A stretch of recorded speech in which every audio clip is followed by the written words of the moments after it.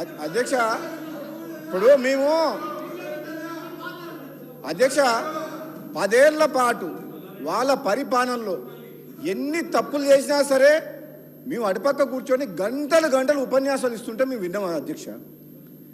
ఏదో ఒక మంచి కార్యక్రమం ఈ తెలంగాణ దక్షిణ తెలంగాణ ప్రజలకు అన్యాయం చేసే విషయంలో పార్టీలకు అతీతంగా మా గౌరవ ముఖ్యమంత్రి గారు, మా నీటిపారుదల శాఖ మంత్రి గారు ఒక మంచి కళ్ళ కనబడేటట్టు మొత్తం నిజాలు చూపించింది. మీరు ఓపికతోడు వినండి, సలహాలు ఇవ్వండి, సలహాలు ఇవ్వండి. సలహాలు ఇస్తే మీరు ఏదైనా సలహాలు ఇస్తే తప్పకుండా ఈ ప్రభుత్వం స్వీకరిస్తేందుకు రెడీగా ఉంది. ఎందుకంటే రాష్ట్ర ప్రయోజనాలను దృష్టిలో పెట్టుకొని ప్రతిపక్ష పార్టీల సలహాలు సూచనలు తీసుకొని కేంద్ర ప్రభుత్వం దగ్గర పెండింగ్ ఉన్న పర్మిషన్స్ ఎందుకు ఇప్పుడు తీసుకురావాల్సిన పరిస్థితి వచ్చిందంటే, మీరు ఆనాడు తొందరపాటు చర్య వల్ల పాలమూరు రంగారెడ్డి కావచ్చు, ఇంకో ప్రాజెక్టు కావచ్చు, మీరు ఒక డిసిప్లిన్గా సిస్టమేటిక్గా పర్మిషన్ సిడబ్ల్యూసి క్లియరెన్స్ కానీ ఎన్విరాన్మెంట్ క్లియరెన్సెస్ కానీ ఇటువంటి అన్ని అష్యూర్డ్ వాటర్ అలొకేషన్ కానీ లేకుండా తొందరపాటు చర్య వేల కోట్ల రూపాయలు మిత్తిలకి బ్యాంకుల నుంచి రుణాలు తీసుకొచ్చి ఈ రాష్ట్రాన్ని అప్పుల పాలు చేసి ఆగం చేసిండ్రు. ఇప్పుడు మా పని ఏంది? తెలంగాణ రాష్ట్ర ప్రజలు తెలంగాణ కాంగ్రెస్ పార్టీకి ఈ ఆగమైన తెలంగాణని గాడిలో పెట్టే ఆలోచన చేసి ఈరోజు కాంగ్రెస్ పార్టీకి ఓటేసి ఈ ప్రభుత్వాన్ని ఏర్పాటు చేసిండ్రు. మేమేమంటున్నాం? మీ తప్పుల్ని మేము సరిదిద్దాం, మాకు సహకరించండి. మీలాగా మాకు స్వార్థం లేదు, అవినీతిలో కూరుకుపోలేదు. ఏ సెంట్రల్ గవర్నమెంట్కో భయపడి, ఏ జగన్ మద్దతు కోసమో, వ్యాపార లావాదేవీల కోసం, చీకటి ఒప్పందాల కోసం ఈ కాంగ్రెస్ పార్టీ ప్రభుత్వం పని చేయదు. ఈ ప్రభుత్వం మీరందరూ కేఆర్ఎంబి నుంచి పర్మిషన్ తెచ్చుకోవాలి, సిడబ్ల్యూ నుంచి క్లియరెన్స్ రావాలని మీకు 10 సంవత్సరాల్లో రాని పర్మిషన్స్ మేము 6 నెలలు సంవత్సరం లోపల పర్మిషన్ తీసుకొచ్చి ప్రాజెక్టులు నడిపిస్తాం తప్పకుండా. ఎందుకంటే మీలాగా మాకు అవినీతి సొమ్ము లేదు, మేము ఎవరికి భయపడాల్సిన అవసరం లేదు. రాజీ లేకుండా పోరాటం చేస్తాం రాష్ట్ర హక్కుల కోసం, తెలంగాణ ప్రజల కోసం. హరీష్ రావు గారు, మీకు ఓపిక ఉండాలి. ఎలాగూ మా ముఖ్యమంత్రి గారు ఏం చెప్పిండ్రు? తప్పులు చేసిన ముఖ్యమంత్రి ఏమో ఫామ్ హౌస్లో పడుకుండు, వీళ్ళేమో ఇక్కడికి వచ్చిండ్రు, ఆయననేమో సమాధానం చెప్పడు. ఒక నిమిషం వినండి. అధ్యక్ష ఆయన పార్టీ మీటింగ్లకు, పార్టీ ఆఫీస్కు పోరుబాటు చేసేందుకు పోతే కాలు నొప్పి లేదు, కానీ ప్రజా సమస్యల మీద మాట్లాడుతందుకు అసెంబ్లీలో ఇంత ఇంపార్టెంట్ చర్చ ఉన్నప్పుడు మాత్రం మీ ముఖ్యమంత్రి గారు రారు సభకు. అంటే మీ కారుకు డ్రైవర్ లేడా? డ్రైవర్ లేని కారా ఇది? ఈ రిపేర్కి పోయిన కారు కాదు, గ్యారేజ్ పోయిన కారుకు డ్రైవర్ కూడా లేడు, ఒక లీడర్ లేడు మీ పార్టీకి. అర్థమవుతుంది మాకు. మేము ఎవరితోటి మాట్లాడాలి? అసలు నిర్ణయాలు తీసుకుంది ఎవరు? ఆనాడు అఖిలపక్షం కానీ ప్రతిపక్షాలు కానీ ఎటువంటి సలహాలు సూచనలు తీసుకున్న 10 ఏళ్ల పాటు ఎవరైనా మాట విన్నారా అధ్యక్ష? ఒక్కరిని మాట్లాడనీయకుండా మాకే తెలివి ఉంది, ప్రాజెక్టుల విషయంలో కానీ ఇంకో విషయంలో కానీ అన్నీ మేమే చేస్తాం, మీకు అసలు తెలివే లేదన్నారు కదా. ఎందుకు కాళేశ్వరం కూలిపోయింది? ఎందుకు ఈ కృష్ణా వాటర్ దోపిడీ వాటర్ అవుతుంది? ఈ ప్రాజెక్టులు ఎందుకు ఆగిపోయినాయి? మీరు అక్కడికి ఎందుకు కూర్చున్నారు? అటుపక్కకి ఎందుకు పోయిండ్రు? ఇక్కడ ఉన్నోళ్ళు ఇంకా మీకు అర్థం కాలేదా? అధ్యక్ష, నేను ఈ నల్లగొండ జిల్లా వాసిగా, మునుగోడు శాసనసభ్యునిగా మాట్లాడుతున్నాను. మా జిల్లాలో 10 ఏళ్ల పాలనలో శ్రీశైలం సొరంగ మార్గము కంప్లీట్ అయిన తర్వాత 10 కిలోమీటర్లు ఒక 2000 కోట్లు 1000 కోట్లు పెడితే 5 లక్షల ఎకరాలకు స్టెబిలైజ్ ఉత్తమ్ కుమార్ రెడ్డి గారు మంత్రి అయిన తర్వాత అది టేకప్ చేసిండు. అది చేయొచ్చు. ఉదయ సముద్రం ప్రాజెక్టు కంప్లీట్ చేసి 1,00,000 ఎకరాలకు ఏమని ఇదే హరీష్ రావు గారిని ఇదే సభలో నేను శాసనసభ్యునిగా గొంతు పోయేటట్టు మాట్లాడినా. లేదు, మా Dindi lift irrigation scheme Palamuru Rangareddy స్కీమ్లా 30 TMC వాటర్ తీసుకొస్తామని చెప్పి మాకు రిజర్వాయర్లు చేస్తుండ్రు, గ్రామాలని ఖాళీ చేసిండ్రు. రైతుల భూములు 2013లో పార్లమెంట్లో పాస్ అయిన ల్యాండ్ ఎక్స్ప్లోరేషన్ యాక్ట్ కాదని 5 లక్షలకు 4 లక్షలకు ఎకరాలను ఇచ్చి 30 లక్షలు 40 లక్షల రూపాయలు ఖరీదు చేసి భూములు తీసుకొని రైతులని రోడ్ల మీద పంపించిండ్రు. మరి ఆ పోనీ రైతుల సాక్రిఫైస్ చేసిండ్రు ఎన్నో గ్రామాల ప్రజలు. ఆ ప్రాజెక్ట్ అయిందా? నీళ్ళు వచ్చినాయా? పోనీ ప్రజలకు మేలు జరిగిందా అంటే అధ్యక్ష ఎంత బాధతో చెప్తున్నా అంటే head works source of water ఎక్కడికి వెళ్ళి రావాలనో ఆ టెండర్లను ఇప్పటివరకు పిలవలేదు. టెండర్లు పిలవడం కాదు, ఈ డిండి లిఫ్ట్ ఇరిగేషన్ స్కీమ్కు ఎక్కడికి వెళ్ళి నీళ్ళు తీసుకురావాలి, నార్లాపూర్ నుంచా, ఏదుల నుంచా, వట్టెం నుంచా, అది కూడా ఇంకా డిసైడ్ కాలే. కాంట్రాక్టర్ల కోసం ప్రాజెక్టు పిలిపించి వేల కోట్ల రూపాయల అప్పులు తీసుకొచ్చి రిజర్వాయర్లు కంప్లీట్ చేశారు. కానీ ఆ కెనాల్ వరకు టనల్ వరకు ఎక్కడికి వెళ్ళి తీసుకురావాలో ఇంతవరకు నిర్ణయం తీసుకోవాలంటే ఇక హరీష్ రావు గారు మంత్రిగా పనిచేసి ఏం సమాధానం చెప్తారు అధ్యక్ష? అంటే ప్రజల సొమ్ము వేల కోట్ల రూపాయలు మొత్తం దుర్వినియోగం చేసింది. గుండె తరుక్కపోతుంది. మీకు అర్థమైతలేదేమో, మీరు రాజకీయ ప్రయోజనాల కోసం, మీ స్వార్థం కోసం మళ్ళీ రెండోసారి అధికారంలోకి వస్తేందుకు ప్రజల్ని మభ్యపెట్టే విధంగా ఒక భ్రమలు కల్పించి ఈ పాలమూరు రంగారెడ్డి ప్రాజెక్టు మీరు డిజైన్ చేసి మొదలుపెట్టి టెండర్లు పిలిచింది తప్పితే నిజంగా హరీష్ రావు గారు 120 టీఎంసీ వాటర్ అష్యూర్ వాటర్ ఉందా? 45 టీఎంసీ అన్న 45 డేస్లో 2 టీఎంసీ అని చెప్పి డిజైన్ చేసిర్రు, పంప్ హౌజులు కట్టిర్రు, వేల కోట్ల రూపాయలు కాంట్రాక్టర్లకు ఇచ్చిండ్రు. ఇప్పుడు నీకు 90 టీఎంసీ వాటర్ వస్తుందా? ఇప్పుడు మళ్ళీ 45 టీఎంసీ అని చెప్పి మనకు ఉత్తమ్ కుమార్ రెడ్డి గారు చెప్తున్నారు. అది కూడా మీడియం ఇరిగేషన్ గతంలో అలాట్ చేసిన కృష్ణా వాటర్ ట్రిబ్యునల్లో అలాట్ చేసిన వాటర్ని మనం తీసుకుంటే పాలమూరు రంగారెడ్డికి ఈ విధంగా చెప్పుకుంటే పోతే అధ్యక్ష, వీళ్ళు చేసిన ఏమంటే ఈ వ్యవస్థని ఈ తెలంగాణ రాష్ట్ర ప్రజలకు తెలవాలని మా గౌరవ నీటిపారుదల శాఖ మంత్రులు ఈరోజు బ్రహ్మాండంగా ప్రజలందరికీ తెలిసే విధంగా ఈ నీటిపారుదల రంగంలో దోపిడీయే కాక నిర్లక్ష్యమే కాక వీళ్ళు చేసిన వల్ల ఎంత నష్టం అయింది అనేది ఈరోజు చాలా క్లియర్గా చెప్పిండ్రు. నేను ఒక జిల్లా వాసికి చెప్తున్నా అధ్యక్ష, రేపు పోరుబాట అని పెట్టిండ్రు నల్లగొండ జిల్లాలో. నల్లగొండ జిల్లాలో గత ఎన్నికల్లో క్లియర్ తీర్పిచ్చిన ప్రజలు. ఈ నల్లగొండ జిల్లా ప్రజలకు ఈ ప్రభుత్వం తెలంగాణ వచ్చిన తర్వాత రైతాంగం కష్టాలు పోతాయని ఫ్లోరైడ్ ఎఫెక్టెడ్ ఏరియా మా జిల్లా.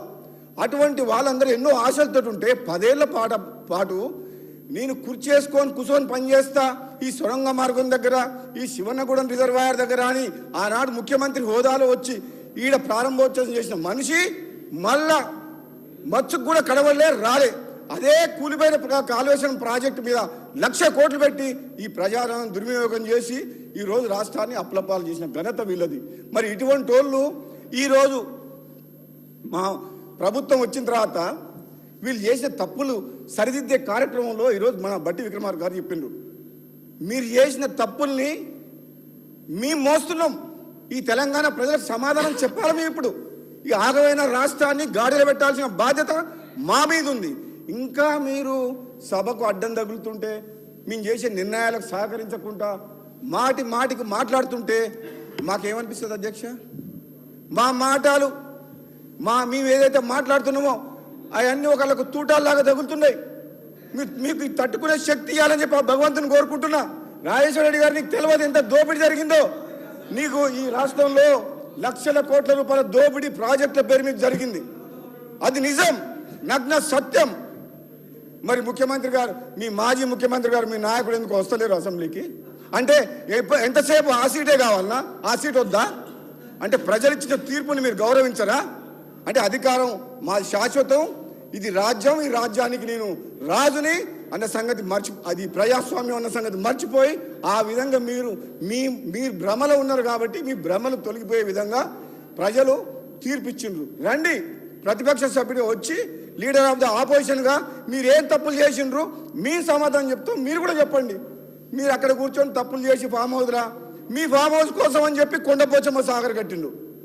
15 టీఎంసీ రిజర్వాయరు రింగ్ బండు, అంటే చుట్టూ ఒక గంగాళంలో నీళ్లు పోసినట్టు. అది నిజంగా చెప్పాలంటే అది ప్రజల కోసం కట్టింది కాదు, ఆయన ఫామ్ హౌస్లకు నీళ్ళు వస్తుంది అని చెప్పి కొండపోచమ్మ రిజర్వాయర్ కట్టిండు. అధ్యక్ష, ఇంత అన్యాయంగా ఒక రాజులాగా, ఒక నియంతలాగా పరిపాలించి ఈ రాష్ట్రాన్ని ఆగం చేసిన మనిషి ఈరోజు పత్తా లేదు అసెంబ్లీకి. మరి ఎందుకు ఆ పదవిలో ఉన్న మా ముఖ్యమంత్రి గారు కరెక్ట్ చెప్పిండ్రు. నేనే నా మనసులో ఉండే ఆ మాట. మరి ప్రజా సమస్యల గురించి అసెంబ్లీకి మాట్లాడేందుకు రానప్పుడు ఆ పదవిలో ఎందుకు ఉండాలి? మా ముఖ్యమంత్రి గారు చెప్పిర్రు, మీ మాటలకు ఏ విలువ ఉంది, మేము ఎంత చెప్పినా వేస్ట్ అని చెప్పేసి. అధ్యక్ష, ఈరోజు చెప్తున్నా, మా జిల్లా మంత్రి గతంలో పనిచేసిన జగదీశ్వర్ రెడ్డి ఈరోజు హాజరు కాలే.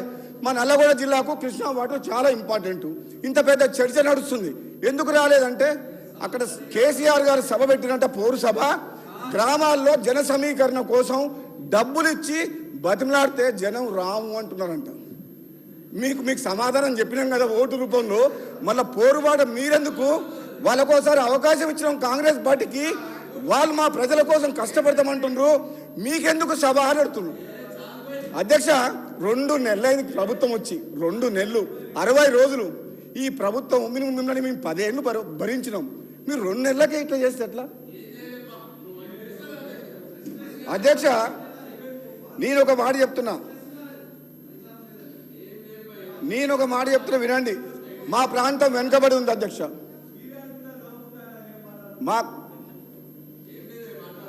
మీరు అప్పుడు మీరేం మాట్లాడతారు, ఇప్పుడు వినండి కొంచెం.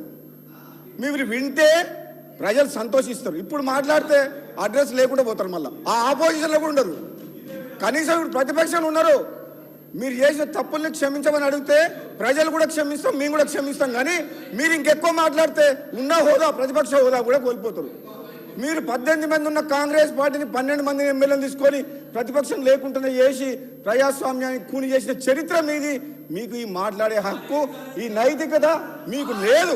మీరు ఇప్పుడు మాట్లాడుతున్నారు కానీ మేము వింటున్నాం. కానీ మేము అనుకుంటే చెప్తున్నా, మీలాగా మేము ప్రవర్తించగలుగుతాం, మీలాగా మేము చేయగలుగుతాం. అధ్యక్ష, మేము కూడా ప్రభుత్వం ఉంది, అధికారంలో ఉంది, వాళ్ళలాగా అవినీతి సొమ్ముతోటి, సంపాదించిన సొమ్ముతోటి ప్రతిపక్షం లేకుండా చేయాలని, ప్రజాస్వామ్యాన్ని కూనీ చేయాలని, ప్రశ్నించే గొంతు లేకుండా చేయాలని మేము అనుకోవడం లేదు. మాకు ప్రజలు ఇచ్చిన తీర్పు, ప్రజల మద్దతు ఉంది కాబట్టి మాకు ఇచ్చిన 5 ఏళ్ల కాలంలో తప్పకుండా ఈ కాంగ్రెస్ పార్టీ ప్రజాపాలన, ప్రజాస్వామ్యాన్ని కాపాడే విధంగా వీళ్ళు పాటు చేసిన సిస్టమ్స్ని, వ్యవస్థని మళ్ళీ మేము నిర్మాణం చేస్తామని చెప్పి కూడా ఈ సందర్భంగా తెలియజేస్తున్నాం. మీలాగా బీజేపీకి భయపడు పొత్తులు, ఇంటర్నల్ అండర్స్టాండింగ్ పెట్టుకుని ఆలోచన మా కాంగ్రెస్ పార్టీకి లేదు. ఇది ప్రజల పార్టీ, పేదల పార్టీ. పేదల రాజ్యం వచ్చిందని చెప్పి తెలంగాణ ప్రజలందరూ కూడా ఈరోజు చాలా సంతోషంగా ఉన్నారు. మీరు ఒక్కరే అన్హ్యాపీ ఉన్నారు. వీళ్ళకి ఒక్కరికి అధికారం లేకపోయేసరికి నిద్ర పడతలేదు. అలవాటైన ప్రాణం ఏం చేస్తారు పాపం, ఏం చేస్తారు? బాగా డిస్టర్బ్ అయిపోతుంది. అదేవిధంగా అధ్యక్ష, నేను అధ్యక్ష చాలా సమయం అయింది, ఎక్కువ తీసుకోనని చెప్పి ఇప్పుడు మా శ్రీధర్ బాబు గారు చెప్పిన సమయం ఎక్కువైంది తీసుకోను. నేను మా సూచనలు ఏం చేస్తుంటే మా హరీష్ రావు గారికి, పాపం ఎంత కష్టపడుతున్నా అంటే నేను మొన్న చెప్పిన, చాలా కష్టపడతారు, హార్డ్ వర్కర్, దాంట్లో డౌట్ లేదు. కానీ ఆయన మంత్రివర్గంలో ఉన్నప్పుడు, ఇరిగేషన్ మినిస్టర్గా ఉన్న, హార్డ్ వర్క్ ఎంత చేసినా నిర్ణయాలు వాళ్ళ మామ ముఖ్యమంత్రి తీసుకునేవాడు. పాపం ఆయనదేం తప్పు లేదు. హరీష్ రావు గారిది తప్పు లేదు. హరీష్ రావు మంచిగా వర్క్ చేస్తాడు. మరి నిర్ణయాలు కేసీఆర్ గారు తీసుకునేవాళ్ళు. దాంతో మొత్తం రాష్ట్రమే నాశనం అయిపోయింది. ఇప్పుడు కూడా అంటున్న హరీష్ రావు గారు, మీరు మీ బావ మాటలని, మీ బావమరిది మాటలని నడవకండి, మేము చెప్పినట్టు వినండి. మేము చెప్పిన ప్రజలకు ఏది మేలు జరుగుతుందో అది ఆలోచన చేయకండి. మీ ఇంకా ఓడిపోయిన తర్వాత కూడా అధ్యక్ష, నేనేం చెప్తున్నా అంటే, హరీష్ రావు గారే ఇరిగేషన్ మినిస్టర్ పనిచేసిండు. ఈ రోజు మెయిన్ స్పీకర్ ఆయన మీ ద్వారా తెలంగాణ ప్రజలకు కూడా ఏం చెప్తున్నంటే, హరీష్ రావు కష్టపోతూనే ఒప్పుకుంటా. కానీ ఇప్పటికే రాష్ట్రం అంతా నాశనం అయిపోయింది ఆ కేసీఆర్ గారి నాయకత్వంలో. ఆయన నమ్ముకొని ఆయన లీడర్షిప్ నేను పనిచేసినాం. కనీసం ఇప్పుడైనా కళ్ళు తెరిచి మేము చేసేది ఏదైనా మంచి పని ఉంటే మాకు సహకరించు అని చెప్తున్నాం. అందుకని అంటున్నా, రేపు నువ్వు పోరుబాటకు రాకు నల్గొండకు. ఎందుకంటే జనము నిజంగా ఇంతకుముందు మా సోదరుడు వెంకటరెడ్డి గారు చెప్పిండు ఒక మాట, ఎంత కోపంతో అంటే నల్లగొండ జిల్లా ప్రజలు గత 10 ఏళ్లలో అధికారంలో ఉండి నల్లగొండ జిల్లాకు తీవ్ర అన్యాయం జరిగింది, చాలా నష్టం జరిగింది. అక్కడనే పోయి పోరుబాట చేస్తామంటుండు. మా జిల్లా మంత్రివర్యులు ఉత్తమ్ కుమార్ రెడ్డి గారు నీటిపారుదల శాఖ మంత్రి అయిన తర్వాత, అధ్యక్ష నేను చెప్తున్నా ఈ సభా సాక్షిగా, 2 నెలల్లో ఒక్క నిమిషం నిద్రపోకుండా రాత్రి మగలు కష్టపడుతుండు. ఎందుకంటే ఈ నీటిపారుదల రంగాన్ని చిన్నాభిన్నం చేసి అస్తవ్యస్తంగా మార్చిన ఘనత బీఆర్ఎస్ ప్రభుత్వంది. కాబట్టి మా ఉత్తమ్ కుమార్ రెడ్డి గారు వచ్చిన తర్వాత ప్రతి ఒక్కటి టాప్ ప్రియారిటీలో నియరింగ్ కంప్లీషన్, ఏదైతే కొద్ది అమౌంట్ పెడితే ప్రాజెక్టులు కంప్లీట్ అవుతాయో, సాగునీరు వస్తుందో వాటి మీద దృష్టి పెట్టి ఈరోజు మా ఫైనాన్స్ డిప్యూటీ సీఎం గారి నేతృత్వంలో బడ్జెట్ అట్లా అలొకట్ చేసుకున్నాం. అంటే మీరు అర్థం చేసుకోండి, ప్రజల సొమ్ము ఒక్క పైసా కూడా వేస్ట్ చేయదలుచుకోలే. స్వార్థం కోసమో కాంట్రాక్టర్ల కోసమో టెండర్లు పిలిచే ప్రసక్తే లేదు. ఒక్క పైసా ఖర్చు పెట్టినా అది ఇమీడియట్గా దాని రిజల్ట్ వచ్చి రైతులకు ప్రయోజనం కలిగే విధంగా ఉంటుంది తప్పితే